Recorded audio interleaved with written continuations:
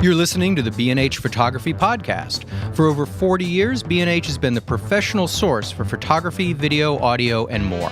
For your favorite gear, news, and reviews, visit us at bnh.com or download the B&H app to your iPhone or Android device. Now here's your host, Alan White. Greetings and welcome to the B&H Photography Podcast. Today's topic is perspective control, and what better way to control your photographic perspective than subscribing to the B&H Photography Podcast. It's free and easy. Just go to iTunes and sign up if you're not already a subscriber. And if you'd like better insight into our show, head over to the B&H Photography Podcast homepage on the B&H Explorer website, where you're going to find show notes, which, by the way, are also on iTunes. You could catch all kinds of additional info about the show, photographs, related links, my gearhead pics, and other insightful nuggets of info pertaining to our podcast. In fact, skip the podcast, just go to the notes and you got it. You can save yourself an hour of time. No, just joking there. Okay, let's start with Al's Gearhead Pick of the Week. We just found out that there's a Nikon D850 DSLR, and most of you have probably also heard about it. It was described by one of our colleagues as a camera that checks all of the boxes Nikon users have been asking to be checked. We're going to be doing an in-depth look at the camera on an upcoming episode, but for now, you should know that this camera is the Nikon with the highest resolving power at 45.7 megapixels, has a native ISO up to 25,600, a tilting touchscreen LCD, 4K UHD video at 30 frames per second, continuous shooting at 7 frames per second for up to 51 images, and Wi-Fi connectivity. I said the word this time. I got it right. Yeah. We actually have the camera here floating around the office, and we're all really impressed with it. I'm more of a mirrorless guy right now, and it's been a while since I've picked up a DSLR that gets me going. This camera's nice. It feels great in the hand. The features are wonderful. And if I was looking at a new system right now, I would definitely take this camera into consideration. All right, then. There you have it. Don't forget about Todd over there. Hi, Todd. Hi. Yeah, aside from the usual suspects here in the show, today we are joined by Todd Vorenkamp, who, if you're a regular listener to the show, you know that Todd knows his stuff. He writes for Explorer. He's the director of our team and a wonderful person. Good shooter, too. We're going to be talking about tilt-shift lenses, and the reason why we're going to be doing, one of the reasons, aside from the fact that we haven't talked about these yet, is that Canon recently released 3 new tilt-shift lenses. They already had a whole series of them. They had a 17 millimeter, a 24, 45, and it was a 90, I believe. And now they have a 50, an upgraded 90, and a 135 f4. These are all L lenses. And what's kind of neat about these, all 3 of the new Canon tilt-shift lenses are macros. They all go to half-life size. And prior to this, only 2 or 3 tilt-shift lenses that are available were able to do that. This seems to be a new direction. They also do, they have better coatings to them, and they go a little bit further as far as tilt and shift applications, but we're going to come back to that. But why do you think Canon has done this? Why do you think they've taken this opportunity to release 3 tilt-shift lenses? Is there a trend? Is there some reason that we... well, people are using them more. It's used not just... They were traditionally made for really architecture and product photography to correct converging lines, or keystoning, as it's called in architecture. I've been using it for a zillion years, some of the earlier ones to the newest ones. And what's most interesting about the 3 new lenses, aside from the fact that they all go down to half-life size, is that the 135 in particular, no one's ever made a 135 for 35 millimeter format. Right. So people traditionally think of tilt-shift lenses as wide angle because they're used for architecture, and that's, you need something wide to take in a large field from close distances. But now you could shoot from a distance and do corrections, or you could do really tight product shots with a longer focal length, because just like regular photography, the choice of the lens affects the look and feel of the mood of the picture. So now we have more options for tilt shifts. Yeah, I don't want to get ahead of Alan's notes, but Nikon released the 19 millimeter PC Nikkor last year at a very high price point. The weird thing is correcting images for geometric distortion in Lightroom or Photoshop is getting better and better. So you might make the argument that these lenses are less and less important. But Yeah, here we are having. We'll be making that argument. Yeah. What? Here we are. That's why we're paying you $7 to be here today. But Canon and Nikon obviously disagree, so they're putting out new stuff. Well, there is a good argument, and we'll come back to that. Yes, you can do a lot of these effects post-capture in Lightroom. However, there is a difference, and I know that you just recently did a whole article about that, and we were looking at images on your screen. Right. And there's a reason why you would and would not, and there's a good argument for both. First, let's back up here. What are tilt-shift lenses? Tilt-shift lenses are they used to be wide-angle lenses. Now they're wide-angle to short telephoto. If you shoot with a camera other than a view camera, you want to straighten converging lines. They will also call correcting perspective or PC lens. You have two choices. The quick and easy way, as we just said, is the magic of pixel interpolation in Photoshop or Lightroom. And the second way is in-camera corrections using perspective control or a tilt-shift lens. Both methods work, but if you want to maintain the highest levels of image quality and the most control, you're better off doing it in-camera with a tilt-shift. And again, we're going to come back to that. I think the creativity aspect is well, you should know, because when you're doing something in Lightroom, that's the application, that's what you want to fix. I mean, a tilt shift lens gives you a lot of options of things to do, not just Oh yeah. And we're going to get to all this. I realize. Yeah, we're going to touch on all this stuff. But it's more than correcting. It's a lot of adjustments. That as opposed to just a fix, it can broaden your creativity. It can give you a new perspective. There are depth of field issues that you could deal with in camera that you can't do post-capture. Much limited. There's just a limit to what you can do. So what are PC? That's perspective control and tilt-shift lenses. PC and tilt-shift lenses, they produce larger image circles compared to standard 35mm lenses. That's one of the basics of it. If you were to look through a lens, pass light through it, you'd see it puts out a circle of light. That's your image circle. And most of the 35mm lenses, they have enough of a circle to capture a sharp 24 by 36mm frame within that circle. Tilt-shift lenses, they have much larger circles, which means that you could adjust where that 24 by 36mm frame resides. You could move it up and down diagonally across. You could selectively crop within the circle. Many of these PC lenses, even though they're 35mm lenses, the image circle is large enough to cover medium format cameras. So in a sense, they're medium format lenses being used on 35mm cameras. A PC lens, two different types. The earliest lenses of this type were just called PCs. They only offered shift, which means that you could slide the lens up, down, left, or right. And it was used primarily for architecture and product, for correcting converging lines. So rather than tilt the camera upwards or look upwards, like as if we would be doing it ourselves, you simply slide the lens upwards on its mount without having to otherwise move, reposition, or tilt the camera. So you aim the camera straight at the building, and rather than aim the camera up, you slide the lens up, and the image itself readjusts in the frame. You lock it in and take your picture. You could also play around with selective focusing, much more than just opening and closing the aperture. By tilting the lens will shift up and down. It also tilts as if it's bowing left or right, up or down.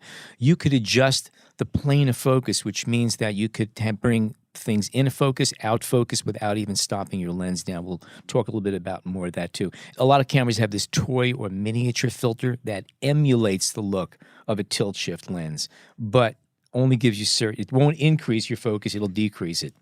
And these cameras, these lenses also, it should be noted, are only for use with reflex cameras. That's SLRs and DSLRs and mirrorless cameras, no rangefinders. So if you have a Leica M camera and you want to do tilt shift, you're out of luck. A bit of history. First tilt shift lens was designed by an Austrian military officer named Scheimflug, and it was designed for eliminating distortions in aerial photographs. And the first commercially available PC lens, it only did shift, no tilt, was a 35mm f3.5, was made by Nikon in 1961. I owned one of those. It was followed by a wider 28mm f4 in 1968. I've owned two of those. And both were followed by faster and sharper versions, a 35-2.8 and a 28-3.5. I've owned one of each of those. I owned the 28 for a while.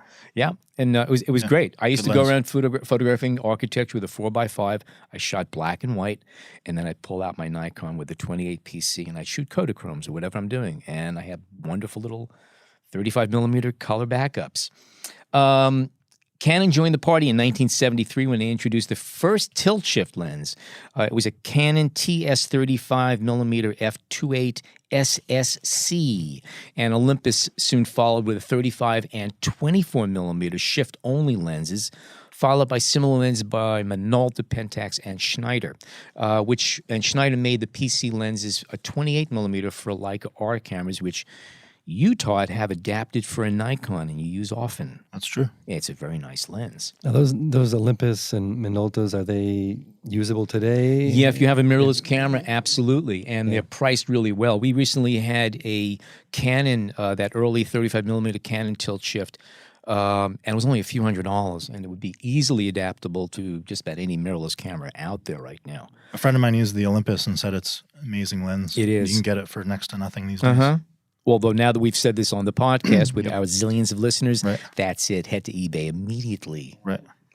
Buy it before you listen to this podcast, and then sell it after you listen to the podcast. We should open a market space, right?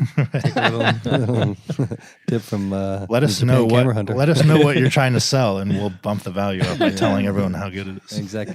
How about the Shine Flug principle? Yes. Can somebody offer me a Okay, it's definition of really, that? really simple. Okay, if you take a flashlight and aim it straight at say, a white piece of paper, okay, you get a round image, a round ball of light if you're parallel to it.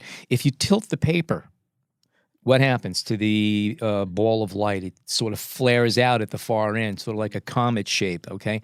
That's exactly what happens to the image when you focus your lens onto film or a sensor. If you're looking at straight at parallel lines, so you're looking directly at a building, okay, your parallel lines remain parallel. You tilt up, the image starts to stretch, and you get suddenly things start falling apart. It looks like the building is tilting over or falling back or something like that. So what a tilt shift lens does, it corrects the plane of focus to be parallel to the wall again, and parallel lines remain parallel, and there's no converging lines. So the bottom of the building and the top of the building are the same width. They don't flare out or fall in or anything like that. So that's really what it is. You're basically tilting the the lens groups to complement the angle of the subject that you're photographing. And when as soon as you get to the point where it's parallel, it looks correct.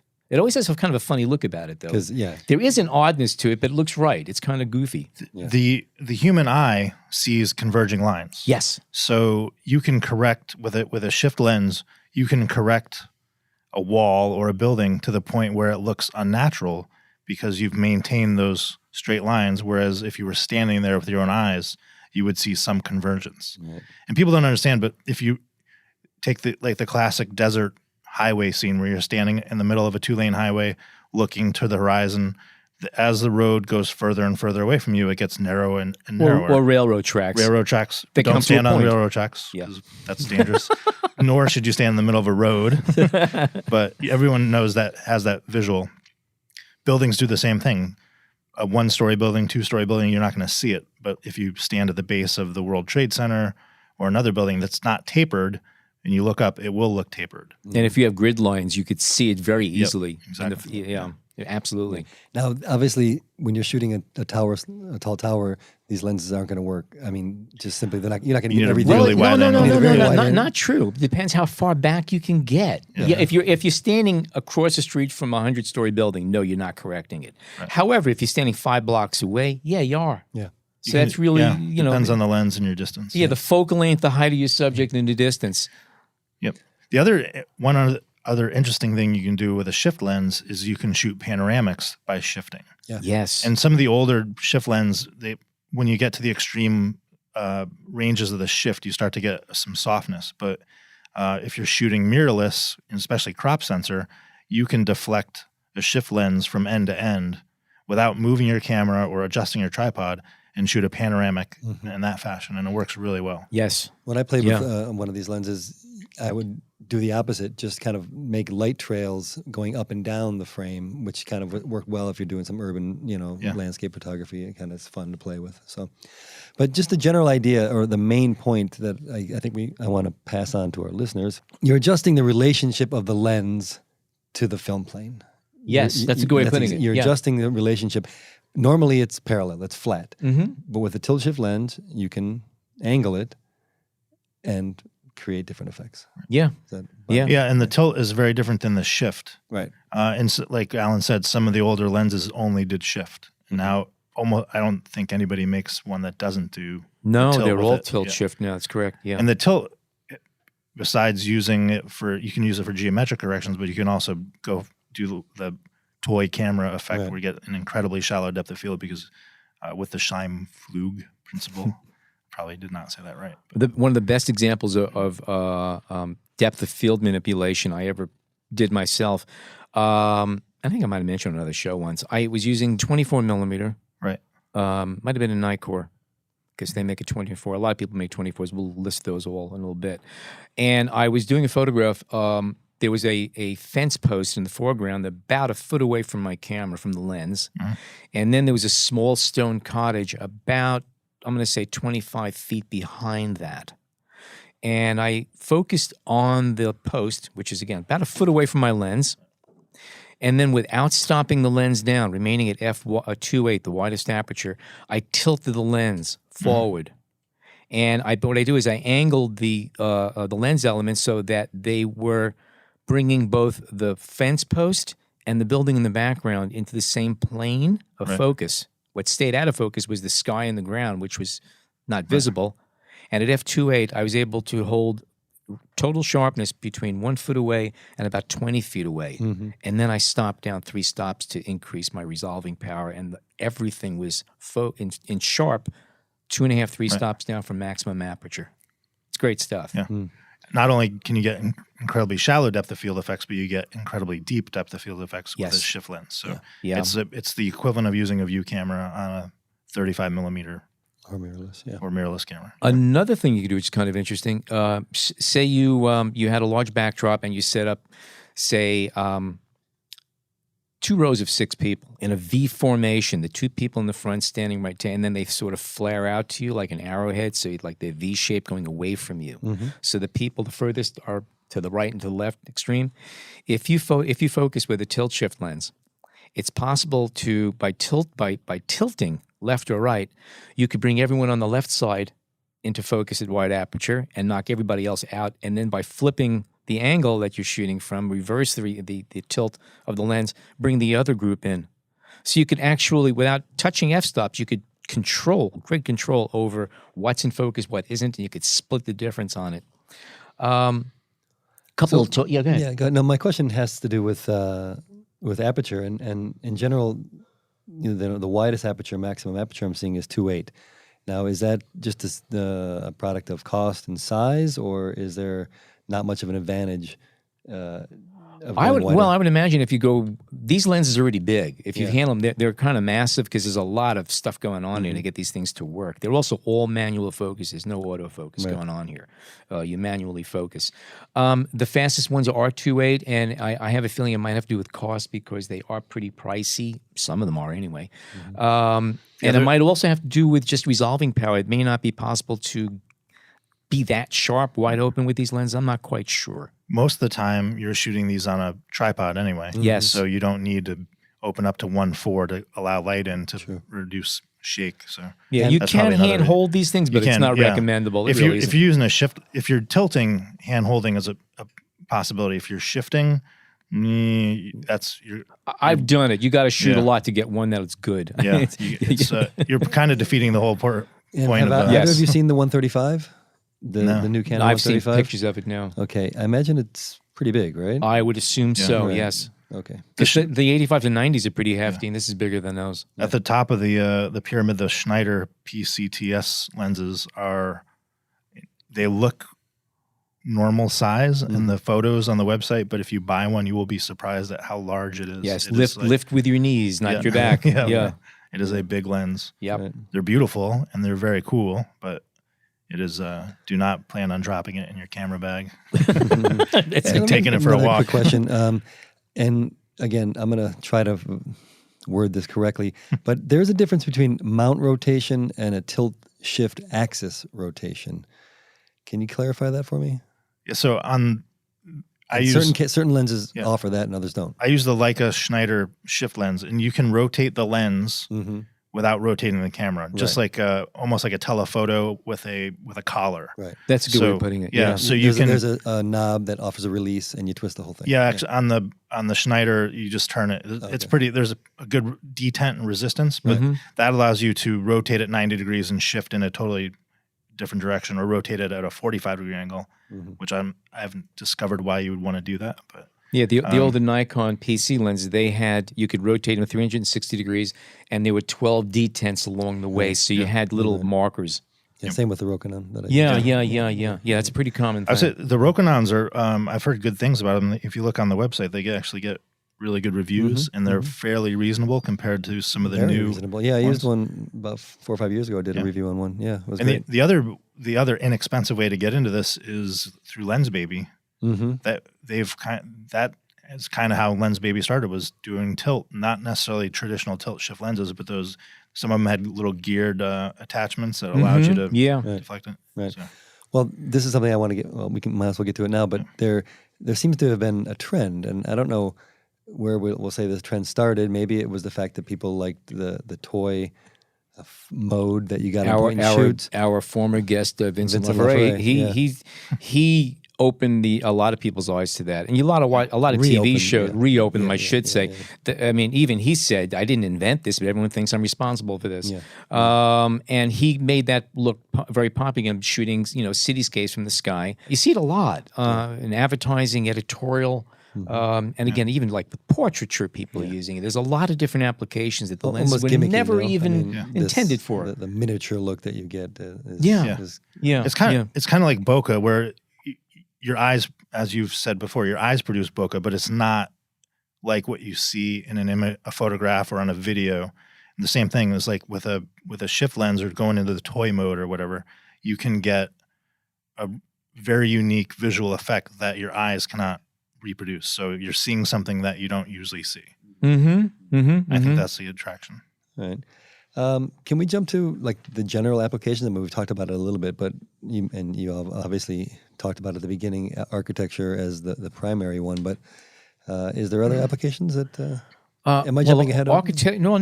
Architecture is interiors and exteriors. I mean, that's where I started using them. I used to do a lot of interiors and art of yachts and homes and buildings and stuff. I used them all the time, and they were terrific. They were huge time savers, especially since we didn't have scanners and Photoshop back then, back in the good old days. But you want a wide angle so that you can get into these spaces or include a building. And that wide angle is going to obviously increase distortion, and then these will counter effect that, so you can get a nice clean image of a different building. type of distortion. The Schneider, as good as it is, I still get a little pin cushion that I have to remove. Even the shifting doesn't get rid of that. So you'll get traditional distortions as all other lenses will produce, but you can get rid of the geometric ones with the shift. That's another. By the way, we're talking about pricing. These lenses are all over the place. They go from anywhere from $700 to $5,000, and we're going to go through all of them that are available. There are some of the less expensive ones here, and those would be from Rokinon and Samyang. And we touched on these lenses. They both make 24mm f3.5 tilt shifts for. Canon, Nikon, Sony, Pentax, a whole bunch of mounts that they're available for. These lenses are real sharp. No two ways about it. Extremely sharp. The difference is the materials they're made out of. These lenses are a lot more plastic, polymer, and things of that sort. The tolerances aren't as good. Well, remember, there's a lot of moving parts and knobs, and that was my problem with the Rokinon, that the knobs themselves were not as strong. And I even after a couple of weeks of use, I could feel that there was going to be problems locking the lens into the position you need to hold it into. Oh yeah, no. If you're going to be a cowboy with these things, using them on a daily basis, no, you have to go for the good ones. Another thing about them is that everyone talks about it. Are they sharp? Are they sharp? Very few lenses these days are not sharp. That's a given. Sharp lenses are easy to make. The big drawback of the less expensive ones is that many of them suffer from not only pin cushion and barrel distortions, which are relatively easy to fix. They also have what's called mustache distortion, where like a wax mustache, you got all these little swirls, they go up and down, around and about. And if you try to photograph architecture with these lenses, it kind of comes a little bit of a funhouse mirror effect going on there that if you can correct some of it, but they're more of a bear. And again, you want to shoot landscapes and things of that sort. That's perfectly fine. But for real critical work, that's where they get kind of funky. So So it sounds like the best idea is the combination of a tilt shift lens with Lightroom yeah, fixes. yeah. And there are a lot of fixes for these things, but again, we want to have less work, not more work at the end of the day. We mentioned the digital corrections. A lot of post-processing software allows you to get rid of vertical and horizontal distortion, which is the purpose of the shift lens. Actually, Snapseed on your phone allows you to do it with your smartphone photos. So the question people keep asking is, do I need a shift lens or a tilt shift lens when I can do this stuff in Lightroom? And I don't know the answer to that question. That was my question. That was your got ahead of you. But if you did know the answer, what do you think it would be? It would. It's a matter of preference. So, and it's probably a matter of budget because these are not cheap lenses. So, you can achieve the effect digitally without special equipment. The ironic thing is a lot of people that are asking these questions fall into the category of pixel peepers, where they are obsessed about sharpness, obsessed about megapixels and things like that. If you are doing a geometric correction in Lightroom or Photoshop, you're, in a sense, generating new pixels and compressing other pixels because there's an algorithm happening and it's making, it's producing information where information doesn't exist. It's stretching your image file and it's compressing compressing it in other places. So if you're a pixel peeper, you will see you lose resolution in those areas. It's very subtle and it's very small, but if that's what you like to do, zoom into your pictures at 200, 300, 400% on your computer, you will see a difference. In a print, probably not. There's one of the advantages of using the shift lens, especially when you're shooting architecture. You're working off a tripod, that slows you down. The shift lens adds another, I won't say it's a hindrance to the process. It just makes you more careful. Yeah. So you're thinking more about the photo, the composition, the framing, and things like that. It makes you more deliberate, and that is usually in photography a good thing. Yeah, no, I agree with that idea. And you guys know me, I tend to just kind of shoot away. And when using these lenses, you slow down and you adjust. But that also gives you moments of creativity, and you'll learn things, you'll see things, you'll be in the midst of this process. You're going to find new things, and for me, that's the benefit. Obviously, you can do that in Lightroom too. People are very creative when they sit in front of a computer, but for me, the thing is the image quality itself. You have a much healthier, beefier image file. Yeah, that from there you're working with a good quality file. Whereas if you're doing it, if you're correcting electronically, you already have a disadvantage. You're already handicapped as far as image quality. And then if you're doing extreme corrections on Lightroom or Photoshop, that's when it starts to get kind of ugly. I've shot the exact same building, shifted and unshifted, corrected in Lightroom, and didn't correct the shifted one because I didn't have to. When you put them side by side, you see there's a subtle difference in how they look.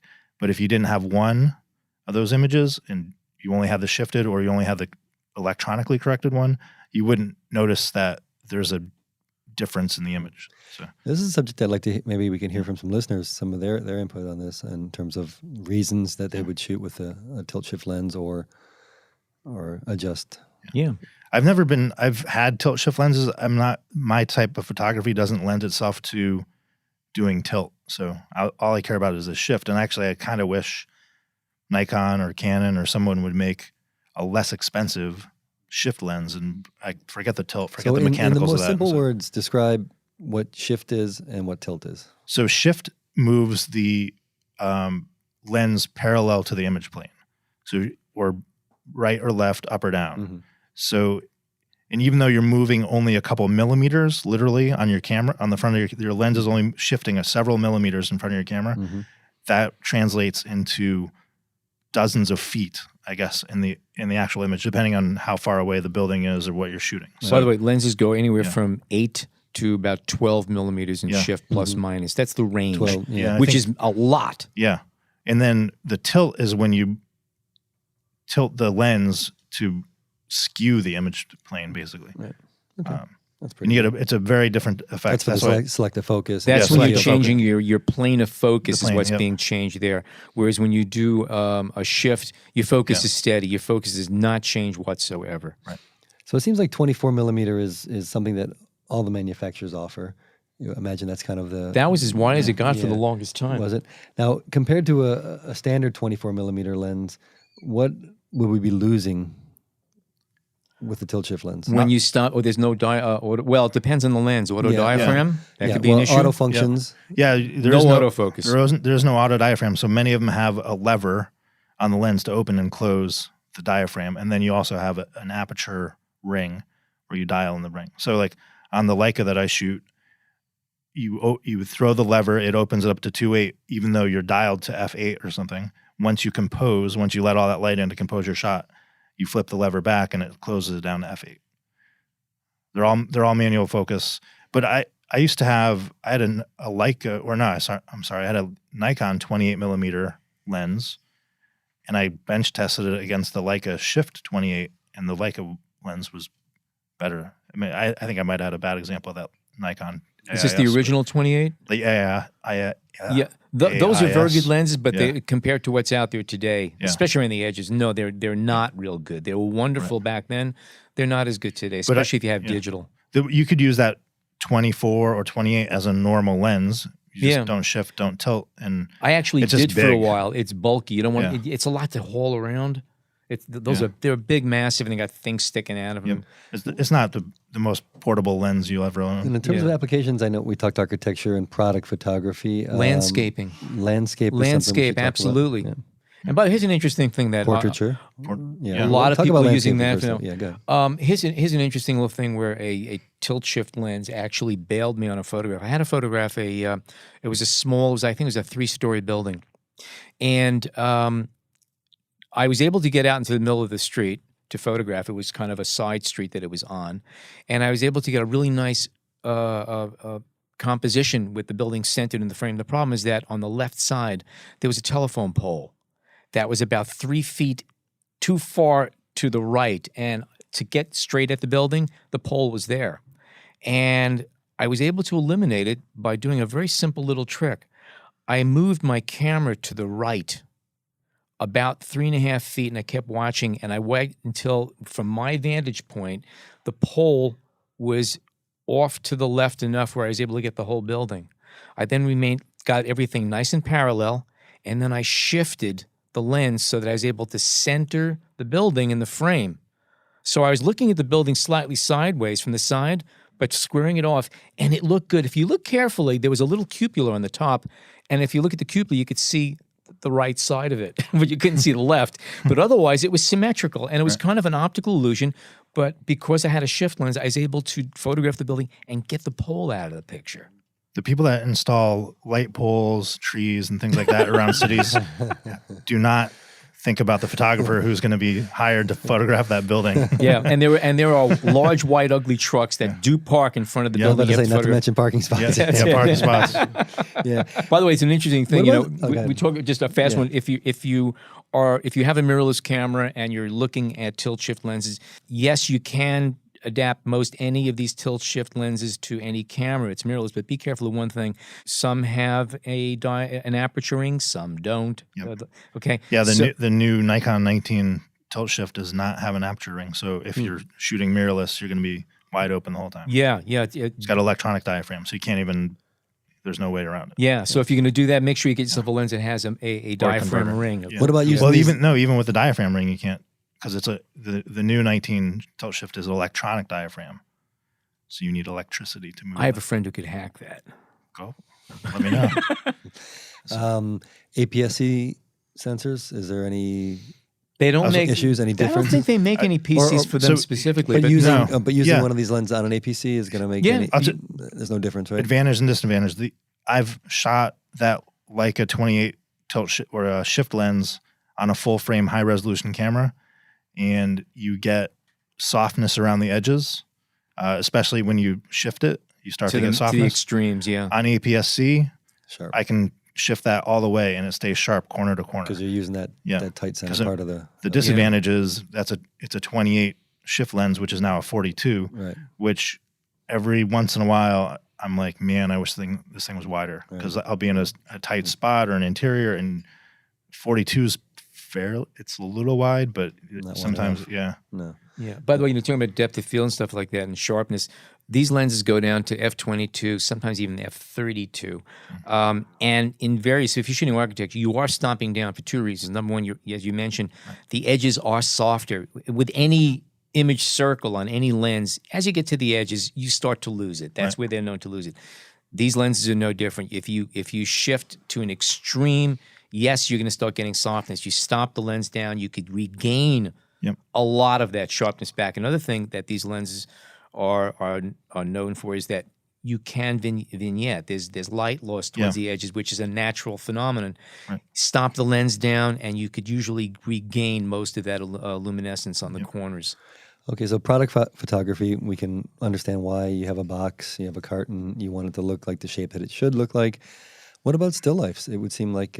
Same thing, because you can actually give the impression that you're looking straight at it, yet you could be peering over the top or off the side.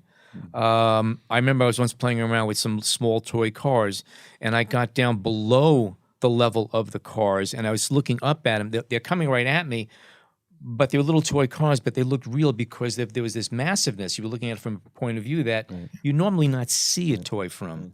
And we think of some of the great still life photographers. Most of them are using medium format, I would imagine, at least the ones I'm thinking of anyway. But that might give you the sense of what's going on here when you have your bellow, and you're sliding the bellow here in order to adjust the front element, and of course your film plane is staying standard. A lot of it doesn't happen much anymore, but a lot of the old classic landscape photographers used to do still life with their large format cameras. Sure. Yeah. Like Edward Weston's Pepper is a perfect example. Okay, we're going to take a short break, and we come back, we're going to talk about who makes what and what's available for what cameras. Stay tuned. We hope you're enjoying this edition of the B&H Photography Podcast. Send us a tweet at BHPhotoVideo, #BHPhotoPodcast. Okay, we are back with John Harris and Todd Vorenkamp, and we're going to talk about what's available around for tilt-shift lenses from the different companies in different formats. And let's start off with Canon. Canon has probably the most extensive. They have 6 different lenses. There was a 17 that they've had for a few years. I've used that one. It's pretty good. The 24mm 3.5, which is a second version. These are all L series lenses, by the way.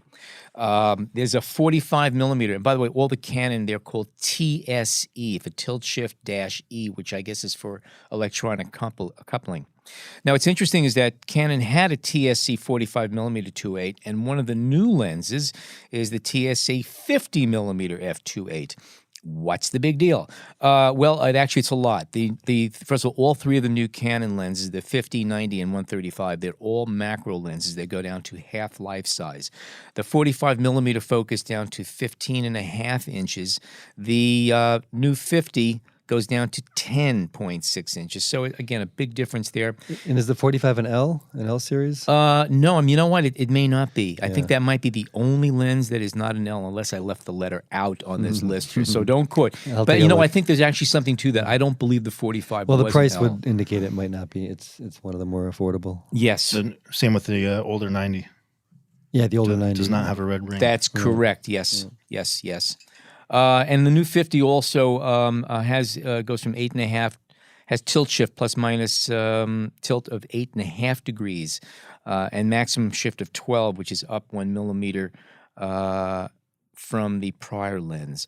The 90mm 2.8 goes down to 1 foot and 1.3 feet, also as a macro. And the 135 is really nice. That goes focuses down to 1.61 feet, and has again, tilt and shift capabilities, and the latest of their spheric and UHD elements. There's the best glasses in these lenses. And they're about $2,200 each. But these are also extremely sharp, incredibly well built, and again, this is all about precision. Right. Nothing wiggles on these lenses. And they're not yet available. Just No. they're available for pre-order. That's correct. That's I don't correct. even think they have them in the store yet. Nope. Actually. Yeah. Nope. And that 45 is not an L series lens. Okay, just check. Okay, so we're not. All right, so but the new ones are. And by the way, I've shot with the 45. It's a brilliant lens. It may not be an L, but it is a very, very good performing lens. Do those come out before the L designation, perhaps? I Or is believe that- so. Oh, yeah. No, you Oh, know, no. no. Excuse me, no, because the L's been around for decades. Okay. They were the Shows you what I know about yeah. Canon. that big 1200 millimeter monster Canon telephoto. That was an L, and that goes back to a long time ago. Mid-'80s. Yeah. Okay. All right. So that's from Canon. So you got 17, 24, 45, 50, 90, and 135. Again, if you're an architect, if an architectural photographer, if you're a product photographer, these are really, really amazing tools. These are the kind of tools that you buy them and you'll be using them for forever. These are not fad kind of lenses. These always have good applications. Nikon has 4 lenses. They just introduced recently the 19 millimeter f4 EED, which is Nikon's widest. And you shot with that, right? Yes, it's beautiful. Okay. It's a gorgeous lens. Yeah, super sharp. Great mechanicals. The downside is there's no adjustable aperture ring. So if you adapt it to a different camera, you're stuck at f4. But if you pop it on your brand new D850, You can shoot at f8. it's sweet. At f4, it was really, really good. So I can't imagine how. Yeah. If you're in a Nikon system and you like focusing close, they do make 2 micro Nikors. There's a 45 and 85 millimeter. They're both f2.8 ED lenses, and they both go down to half-life size. I've used 3 out of 4 of the PCE Nikor lenses, the 24, 45, and 85. 19 I have not used yet, but the 3 that I have used are wonderful lenses. And again, the 45 and the 85 are micro Nikors. They're macro lenses. And with all of these tilt-shift lenses, the best they do is half-life size, which is not too shabby. Too shabby. Not too shabby. Well, that Nikon, the 19 that I'm looking at is pretty pricey. It's a $3,400 lens compared to the other 2. Which are a little over 2,000. A little over 2,000. So There's a big difference there, yes. Nano crystal super integrated fluorine coating. It's pretty hot stuff. Yeah, they don't get cavities. It's very interesting. And it'll tilt shift jointly, singly, and no need for locking down, as we were talking about. Yeah, in the 19 millimeter. Yeah, they improved some of the movements on it. Okay, Schneider makes lenses. They have several lens choices here, and they are adaptable for Sony, Canon, Sony A mount. I should qualify that. Canon and Nikon. Not adaptable. They're actually made with. They're made for the mount. mounts, Yes, yeah. the dedicated mounts. The Schneider, these are all called PCTS, so perspective control tilt shift, super angulon lenses. This is the best that Schneider makes. They have a 28 millimeter f4.5, a 50 millimeter 2.8, and a 125.6, which is actually made for the Mamiya 645 AF, and I guess the Phase 1 Mamiya will also go on. It's for the film cameras and digital medium format. And I believe let's see what we got here. I think it's the equivalent of about a 74, 76 millimeter in 35 millimeter forms. One of the cool things about the Schneiders is I mentioned they're huge, but they don't have knobs on the side that you twist. It's all controlled by the rings around the cameras. Yeah. They have really cool Yes. mechanical systems that. Yeah, they look great. Yeah. These are technical instruments. It's very fair to call them that. They're very cool. And I also mentioned earlier that think these have large image circles. The 28 and 50 millimeter lenses from Schneider, the image circles are 72 and 79.2 millimeters, which means that the image, they'll technically cover a 6x7 camera format. Maybe the edges may not be too sharp, but they'll cover it. You'll get an image here, you'll get light. Wow. And that's pretty interesting stuff. Schneider also makes from Mamiya, a 120 millimeter f5.6 that they call a TS spheric, and that's made specifically in conjunction with Mamiya for a 645, and I'm assuming the phase cameras as well. And again, it's probably the same optical formula for both of the Schneider 120s. I'm assuming. Don't quote me on that. If you are toting around a Leica S medium format camera, you can buy a 120mm f/5.6 TS-Apochromatic Elmar S Aspheric, which I imagine is an amazing lens. It's only for Leica S series, but if you have that camera and you would like to do tilt shifting and correcting of perspective, you can do it. You have any experience with those? I've never. No. No. Looking at the price, I will have experience with it. Just sell your boat. What's the problem? You just got to make a trade-off. Now, also, if you want a Hasselblad system, Hasselblad, for their current lens, they don't make any tilt shifts, but they do make the HTS 1.5 tilt shift adapter, which enables you to use a Hasselblad H series camera with either 35, 50, 80, or 100mm lenses for a certain amount of adjustments of perspective control and tilt. So you can do that. And again, this is an extra option that you have. If you are not fortunate enough to have a Hasselblad H series camera, but you do have, say, a Canon or a Nikon or a 35mm that you like, Horseman makes a TS Pro Tilt Shift Kit. And what it is, it's sort of like a view camera. You have a front standard and a rear standard. The front is where your lens is adapted, and the rear is where your camera goes with a bellows in between. And you can tilt the front and back to emulate tilt shift movements of a view camera or a tilt shift lens. And you could adapt pretty much any camera, full frame or APS-C, to many of these systems. Cambo makes a similar arrangement. They have several of them. There's the Actus ACTUS GFX view camera body and lens mount. If you have a Fuji GFX, you can, for $2,895, buy one of these, and basically it goes in between your camera and your lens, and now you can do perspective control and playing around with focus shifting using your Fuji GFX. That's the price today. That's the price today. That's right. Who knows about tomorrow? If you have a 35mm or a APS-C format camera, Cambo also makes the Actus-B view camera bodies, in which you could take your Canon, your Nikon, your Pentax. I'm not sure of all the mounts, and I'm pretty sure there's a Fuji mount in there as well for the X series cameras. And basically use your existing system for doing tilt and shift controls. There might be limitations to how far you could tilt, shift, or use some of these controls depending on the camera and lens combination. But there are a lot of options out there. And it gets you away from straight just stopping down and leaning buildings. Mm-hmm. You didn't mention the ones that are in my price range, though. The Rokinon. Now let's go. Okay, now for John, we have two lenses available here. Again, I think it's important to mention that a lot of these are very pricey. However, you can get from $2,000 to $3,000. I mean, $2,000 to $3,000 for the Canon, Nikons in general. Now, for $600-700, you can buy the Rokinon or Samyang 24mm f3.5 tilt shifts. They both make them. It's essentially the same lens. They do focus down to a little under 8 inches, which is very close for 24mm. You get 8.5, plus minus 8.5 degrees of tilt, and plus minus 12 millimeters of shift. They do have a dual aspheric and dual ED elements. These lenses are sharp. They vary, like the oil lenses vary sample to sample. These might vary a little bit more, a little bit less.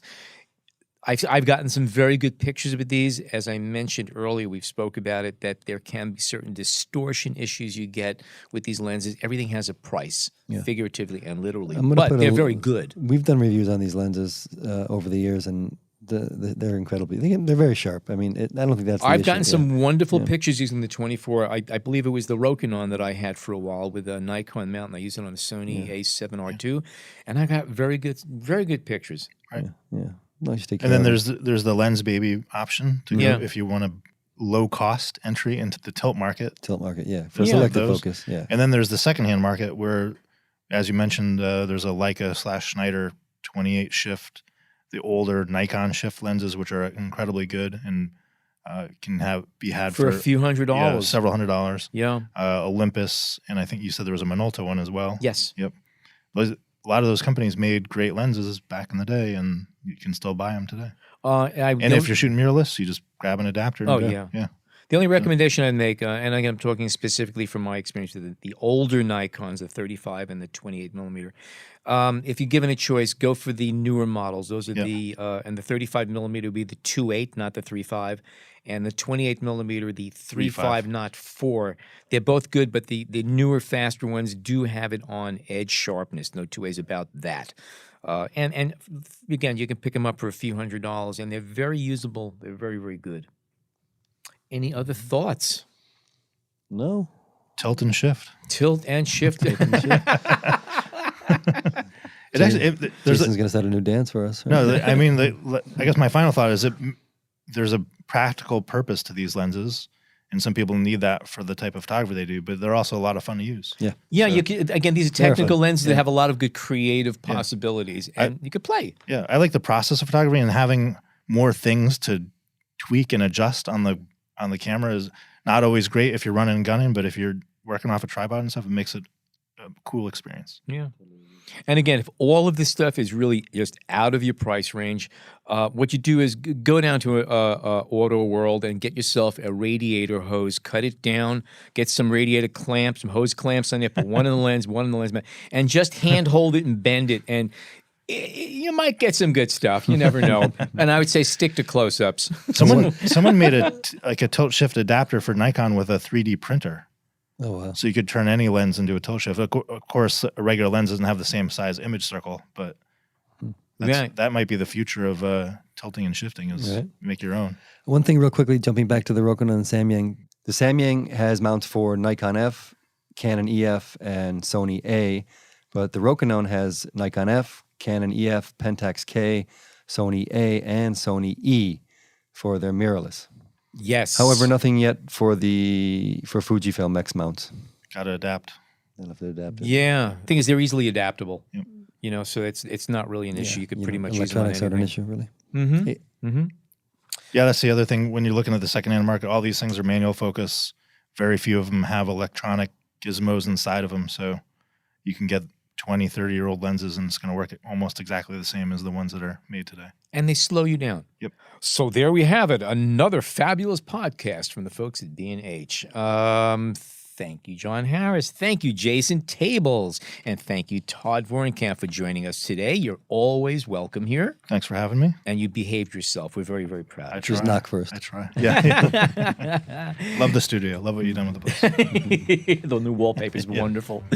So remember, as I always remind you up front, subscribe to our show if you're not a subscriber as of yet. Go to iTunes. Take a look at our landing page. Take a look at our show notes and all the links and the photographs that go along with these shows. It adds a nice extra dimension to it. And as always, thank you so much for tuning in today.